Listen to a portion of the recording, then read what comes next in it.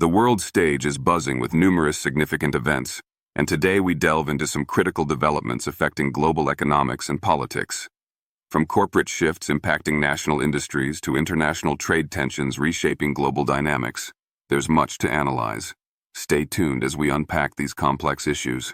Before we dive deeper, we want to remind you that your support is incredibly important for our channel. Please consider subscribing and hitting the like button. It truly helps us bring you more content like this. Also, let us know in the comments where you're watching from. We love hearing from our global audience. We are notifying John Deere at this moment. If you proceed with that action, we are imposing a 200% tariff on every item you intend to sell into the United States. John Deere and the unexpected shift.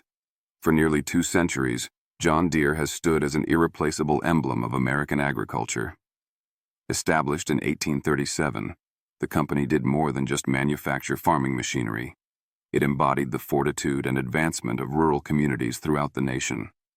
Yet, earlier this year, John Deere stunned the country by revealing the shutdown of several U.S. factories and the transfer of its production operations to Mexico.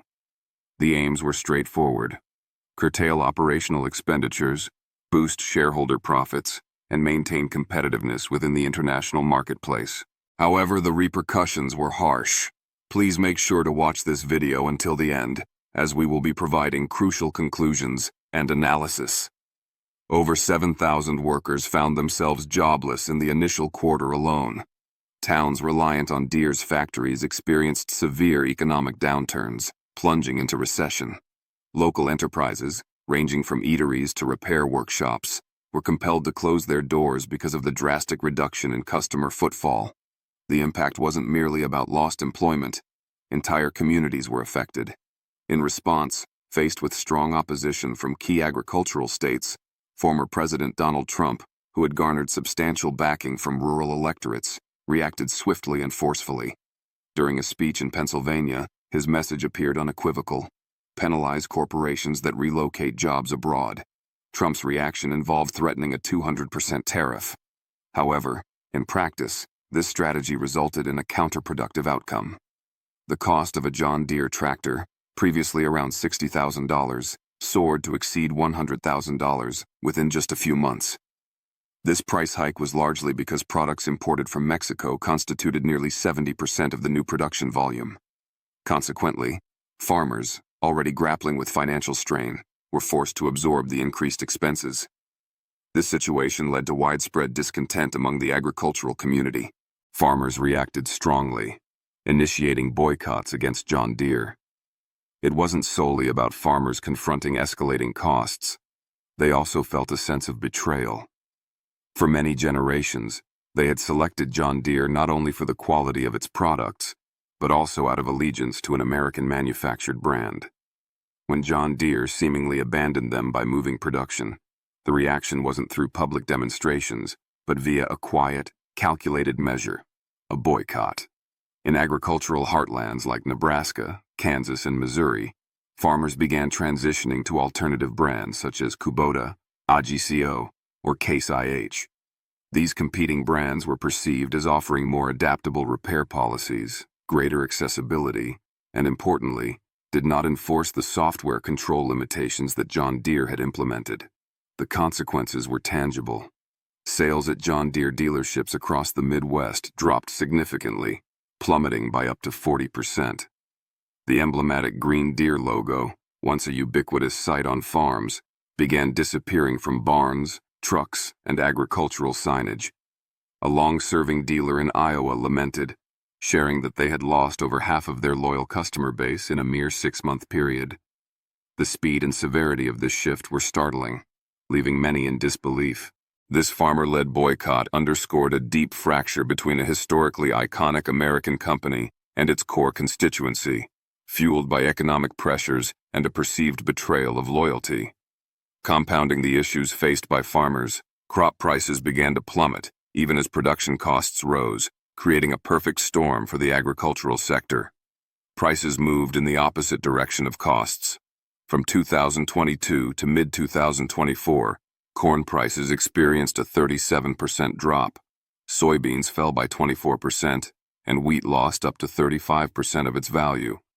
Several factors contributed to this downturn, including a global oversupply of agricultural commodities, the tangible effects of climate change impacting yields, and diminished export demand resulting from mounting trade barriers. With already thin profit margins, this decline dealt a devastating blow, particularly to small farms. According to data from the United States Department of Agriculture, USDA, over 30% of family farms cultivating fewer than 100 acres declared bankruptcy within a brief 3-year span. This bankruptcy rate reached levels unseen since the Great Depression of the 1930s, highlighting the extreme financial distress within the small farming community. This alarming trend signals a potential consolidation within the agricultural industry, where smaller operations struggle to survive against larger, more capitalized farms, further exacerbated by global market volatility and rising operational expenses. The crisis extends beyond individual farms, raising questions about the long-term viability and structure of American agriculture. This is not merely a domestic concern. U.S. agriculture is steadily losing its foothold in the global arena. As production costs within the United States continue to climb, the nation becomes less competitive against countries like Brazil, India, and various European nations. In these regions, governments often provide more substantial subsidies and actively support the modernization of farming mechanization, giving their agricultural sectors a competitive edge. This disparity puts American farmers at a significant disadvantage in the international market. Does America possess a path to recovery? The answer hinges on 3 crucial elements. Firstly, the federal government must enhance credit availability and subsidy support specifically targeted at small and medium-sized farms. This intervention is vital to prevent these essential operations from being overwhelmed by debt and succumbing to bankruptcy. Secondly, substantial investment in domestic production capabilities and strengthening supply chain resilience is imperative. Reducing reliance on foreign imports for critical inputs can mitigate vulnerability to global disruptions and geopolitical tensions. Finally, trade policies require careful adjustment. Creating more stable and sustainable bilateral and multilateral agreements is essential. These agreements should aim to minimize the risks associated with tariff wars and work towards expanding access to global markets for American agricultural products. Consumers also wield significant influence. Choosing American-made goods directly supports domestic agriculture and manufacturing. The situation involving John Deere and Trump's tariffs mirrors broader challenges in the U.S. auto and aerospace industries, particularly concerning trade tensions with major global players like Japan, the European Union, and China. Take Japan, for instance. With over $50 billion worth of Japanese automobiles potentially at risk due to U.S. tariffs, particularly impacting the lucrative U.S. market, Japan opted for a strategic, chess-like response rather than overt confrontation. This highlights the intricate dance of global trade politics. In March 2025, the announcement by the U.S. government of a 25% tariff on vehicles imported from Mexico and Canada initially seemed aimed at North American partners. However, the policy inadvertently struck Japanese automakers hardest. Major brands like Toyota, Honda, Nissan, and Mazda, which had established manufacturing presences in Mexico and Canada over many years specifically to reduce costs, enhance delivery speed, and optimize supply chains for the North American market, found themselves caught in the crossfire. According to Automotive News, Japanese automakers command over 35% of the U.S. auto market, a share valued at approximately $50 billion annually. The tariff wasn't just a financial levy. It represented a direct hit to a key long-term ally. The tariffs not only imperiled Japan's profits derived from the U.S. market, but also threatened the employment of thousands of workers in their Mexican and Canadian facilities. Given the deeply integrated nature of the global automotive supply chain, the repercussions extended far beyond the U.S. borders, compelling Japan to reassess its international trade strategy fundamentally. Instead of engaging in loud protests or public disputes, Japan executed a calculated, quiet response. Toyota committed $5 billion to bolstering hybrid vehicle production within Japan itself, strategically targeting exports towards Europe and Southeast Asia. Honda ramped up its production capacity in Thailand, leveraging its existing 3 major plants capable of producing up to 300,000 vehicles annually, while simultaneously exploring new investment opportunities in Vietnam. Nissan revealed plans to introduce a competitively priced budget electric vehicle, the Leaf 2025, aiming for a $20,000 price point, a segment where many U.S. automakers find it challenging to compete effectively. This strategic maneuvering wasn't impulsive. It was a well-considered reaction, under development since 2018, anticipating the potential resurgence of trade protectionism. Immediately following the tariff implementation, Japanese car prices in the U.S. market saw an increase of 5 to 10%.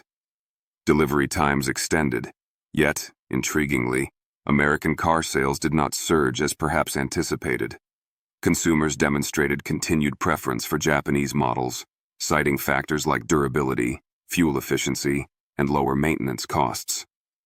Dealerships from Michigan to Texas experienced stock shortages and a slowdown in sales velocity. Concurrently, local U.S. parts suppliers reported a decrease in orders from Japanese firms.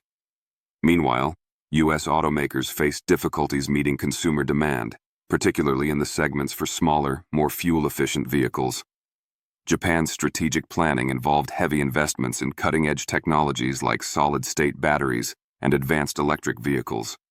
They diversified production across Southeast Asia to mitigate costs and political risks, and forged stronger alliances with the European Union, aligning with stricter environmental standards. This multifaceted approach ensures Japanese automakers remain formidable competitors, shaping the future trajectory of the global auto industry. Months later, the data confirmed the effectiveness of Japan's strategy. Japanese automakers maintained their significant market share, over 35%, in the U.S., generating $30 billion from hybrid and EV sales alone. Their factories in Thailand and Indonesia increased output, compensating for shifts away from North American production. The technological edge, combined with reputation for reliability and operational flexibility, kept them firmly in the lead. While the U.S. auto industry searches for stable ground, Japan has demonstrably moved forward, showcasing a quiet yet decisive strategic mastery. As one Japanese executive aptly stated, "We don't need to extinguish fires. We simply ensure they never reach the engine." This calculated long-term approach stands in stark contrast to the more reactive tariff policies enacted elsewhere.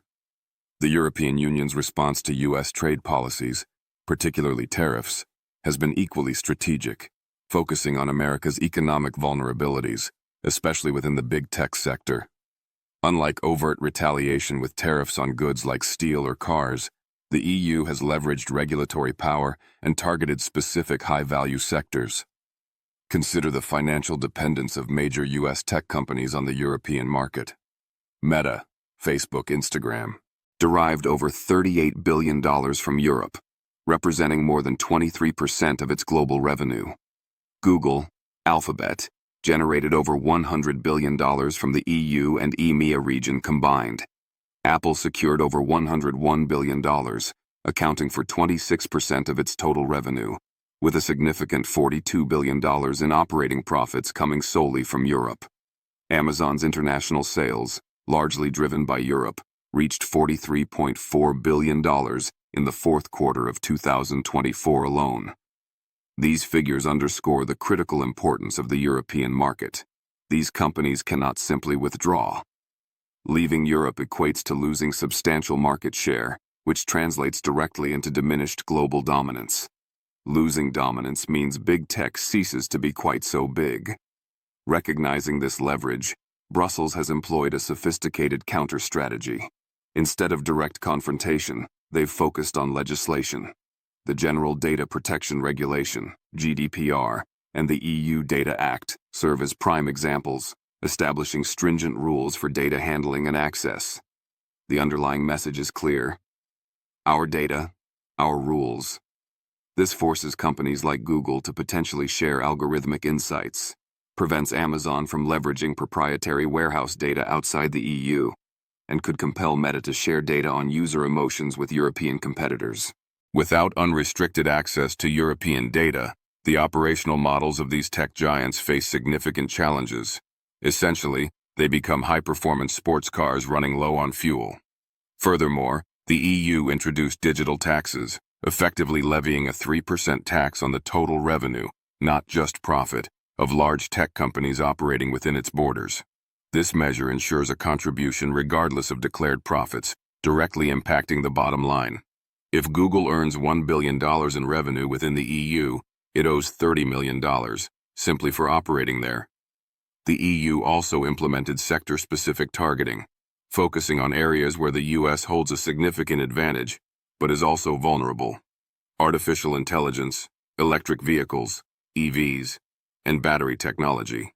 The EU now demands transparency in battery sourcing, mandates CO2 tracking throughout the supply chain, and even requires proof that AI systems are free from bias. These aren't overt trade barriers, but subtle, complex regulations, described metaphorically as burying competitors in clauses, subclauses, and footnotes. The final element of this strategy is the anti-coercion instrument, ACI, a tool designed to counter economic pressure from third countries. While it sounds like something from a spy novel, its real-world implication is that the EU can restrict access to its market, limit participation in public procurement bids, or block access to patents for companies from countries deemed to be engaging in economic coercion. This complex web of regulations creates sleepless nights for US CEOs and their legal teams. It's not a conventional trade war. It's a sophisticated battle over defining power in the digital age. The EU doesn't need aggressive rhetoric. It drafts legislation, and the global business world pays attention. The US remains economically powerful, but the EU is demonstrating that it can effectively set the rules of engagement within its vast market, potentially reshaping the global tech landscape. The repercussions of these global trade tensions, particularly the tariff policies and strategic responses, are dramatically impacting key US industries, most notably the auto and aerospace sectors. The US auto industry, for example, has witnessed car prices surge by $15,000 to $30,000 in a single month, partly fueled by tariffs and retaliatory measures. This price inflation, combined with rising interest rates hitting 6 to 7% for car loans, an unprecedented level, is crippling consumer demand. An estimated 2 million fewer cars are projected to be sold in 2025 simply because consumers, especially lower-income families, cannot afford the sky-high prices. This market stall forces many to keep driving older vehicles longer than intended. Consumers simply cannot afford new cars, plunging the industry into crisis. Workers in automobile factories, many of whom have dedicated years to the industry, are facing widespread unemployment threats. Already, 200,000 auto industry jobs have been lost in just 3 weeks, with 50,000 more workers projected to lose their jobs in 2025. Regions heavily reliant on auto manufacturing, such as Michigan, Ohio, and Tennessee, are experiencing factory closures and significant economic distress as local communities struggle. The impact extends to the supply chain, with 80% of automotive suppliers being small businesses, fewer than 50 employees, struggling to withstand the volatility and high tariffs. Many lack the capital to survive and face closure without government support or intervention from larger corporations. Trump's policies, intended to protect domestic production, are paradoxically destroying small businesses and pushing larger companies like Toyota and Honda, despite their substantial U.S. investments, over $10 billion, to shut down U.S. facilities to avoid tariffs. Kia's development of a new pickup truck, potentially for U.S. production, is driven not by incentive, but by the need to circumvent these tariffs. The result is a collapsing domestic industry where workers bear the brunt of decisions made far removed from the factory floor. Repair costs are also rising, further burdening consumers. This crisis isn't just about tariffs. It's a confluence of inflation, high interest rates, and protectionist policies, creating a painful reality for American workers and consumers. Similarly, the U.S. aerospace industry, particularly Boeing, faces severe challenges due to trade disputes, primarily with China. China's decision to halt purchases of Boeing aircraft and related parts represents a significant blow. Boeing relies heavily on the Chinese market, with roughly 1,200 aircraft out of its 4,500 global order book designated for Chinese airlines. This constitutes 26 to 28% of Boeing's total orders. Losing these contracts could mean a staggering revenue loss of up to $12 billion annually for Boeing, given that wide-body planes cost around $300 million each, and narrow-body planes about $110 million, plus additional revenue from maintenance contracts and spare parts. The financial stakes are immense. If the current tensions persist and these contracts are permanently lost, Boeing could face a total revenue loss exceeding $150 billion and a potential market value decline of up to $50 billion. This financial shockwave wouldn't be confined to Boeing. The U.S. aerospace industry is a critical component of the national economy, exporting between $130 and $140 billion in products annually, with China accounting for 15 to 18% of that. The disruption impacts the entire supply chain.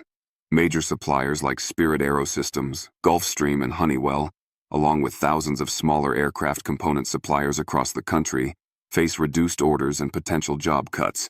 Boeing employs approximately 140,000 people, with 30,000 working directly in aircraft manufacturing.